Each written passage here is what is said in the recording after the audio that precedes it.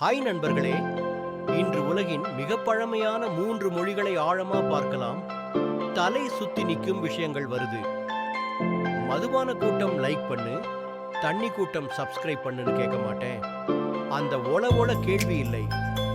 Cooling மூடுக்கு மாத்துங்க, relax ஆகி பயணிக்கலாம். மூளை வெடிச்சா லைக் அழுத்துங்க. வாங்க வீடியோவுக்கு போலாம். மூன்றாவது பழைய மொழியை பார்க்கலாம். கிரேக்கம். இது 3000 வருஷத்திற்கு மேல் பழமையானது. இன்னும் இன்றும் பேசப்படுது. ஹோமர், சாக்ரடீஸ், பிளேட்டோ, அரிஸ்டாட்டில் எல்லாரும் இதை பேசினாங்க. மேற்கத்திய இலக்கியம், தத்துவத்தின் அம்மா மொழி. இன்றைய கிரேக்கமும் அதே அமைப்போட சொற்களோட இருக்கு. 13 மில்லியன் மக்கள் கிரீஸ், சைப்ரஸ்ல இதை பேசுறாங்க. வீடியோ நீளமாகிவிட்டதால் அடுத்த வீடியோவில் மற்றொரு பழமையான மொழி பற்றி சொல்கிறேன். இது என் முதல் வீடியோ.